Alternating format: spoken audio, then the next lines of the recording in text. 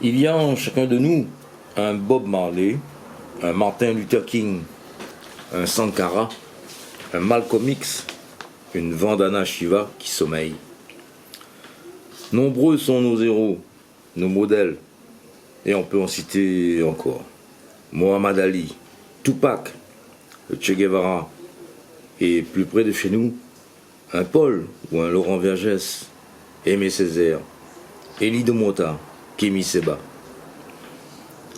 Du pacifiste consensuel au révolutionnaire, chacun s'y reconnaîtra.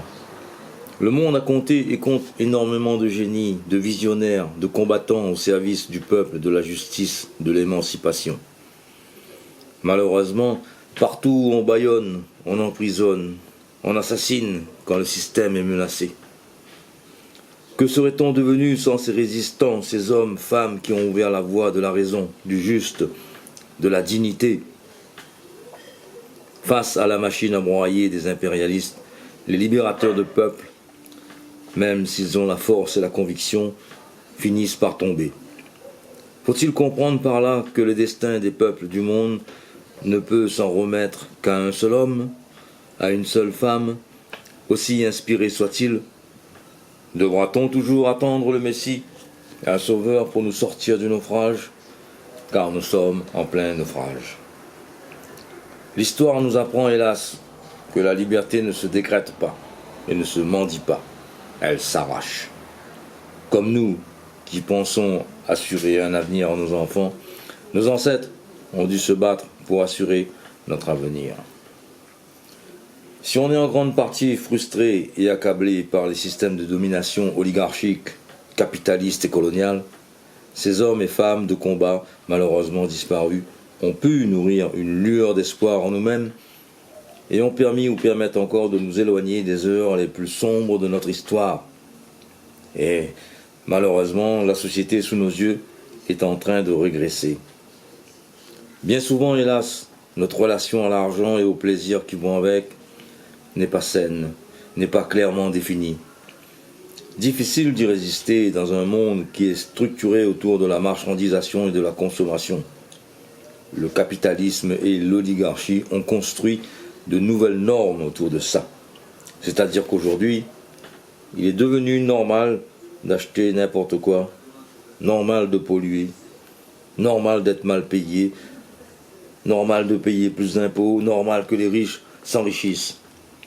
Comme il est devenu anormal de contester, de réclamer, d'avoir un projet de vie, le système de répression est en marche et finira par s'installer si nous cédons à l'autocensure. Dans une passivité maladive, voire une indifférence partagée, nous subissons et nous nous sentons impuissants devant le règne de l'argent et de ses pièges. Déception, résignation, repli sur soi, colère, révolte. Nos comportements nous divisent dans l'action corrective que nous devons entreprendre. Certains trouvent leur voie ou une échappatoire dans la spiritualité, dans les croyances, le détachement.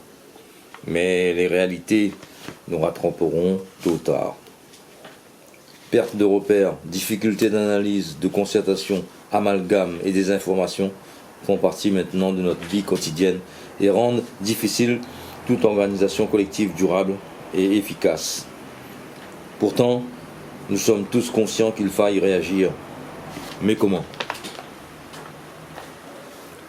Nous avons tous une partie de la solution, car je l'ai dit, il ne suffit pas d'attendre qu'un Robin des Bois ouvre la voie de l'émancipation et se fasse couper la tête.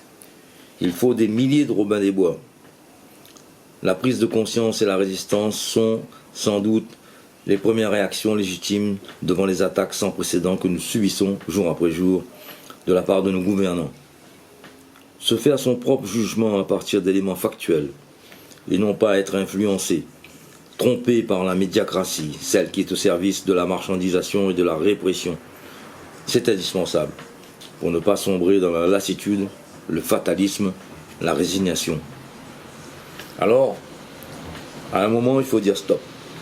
Stop aux abus, au gaspillage, stop aux emplois réservés aux copains et à la famille, stop à l'envoi des jeunes hors du pays, stop à l'arrivée massive des expatriés qui occupent nos emplois, qui viennent exploiter nos richesses, Stop à la vie chère, à la surrémunération, à l'octroi de mer. Stop à la magouille, aux prises illégales d'intérêt. Stop à la collusion entre la justice et les monopoles. Stop au despotisme, à cette nouvelle colonialité, au racisme. Cette nécessité d'agir, de construire, de prendre son avenir en main, nourrit l'idée que nous ne pouvons plus attendre. Ces résistants sont nombreux autour de nous, à lutter contre les abus, l'injustice, le politiquement correct. Grand bien leur face, ils nous ouvrent sûrement le chemin de la lucidité, de la recherche de la vérité, de la dignité. Et on se rend compte que souvent la confiance en soi, le travail, la justesse du combat finit par payer. Salim Moussaji en est l'un des exemples flagrants. Mais combien tombent au combat, affaiblis ou isolés, devant la puissance des voyous de la République? Aujourd'hui, nous avons les réseaux sociaux qui diffusent l'information en continu et en direct. C'est très utile et ça peut être efficace à la fois. Mais une fois l'information comprise, que fait-on? La plupart du temps, on exprime sa colère, son indignation, sa compassion, mais on agit peu. On reste au stade de l'observation derrière son écran. Pourtant, même derrière l'écran, passivement, peut germer une forme de résistance, de refus de la chose imposée, de la fatalité, refus de la nouvelle norme. Seulement cette conscientisation et cette révolte intérieure contenue ne demandent qu'à s'exprimer et veut s'exprimer. Et c'est là où je veux en venir. Comment se mettre dans l'action?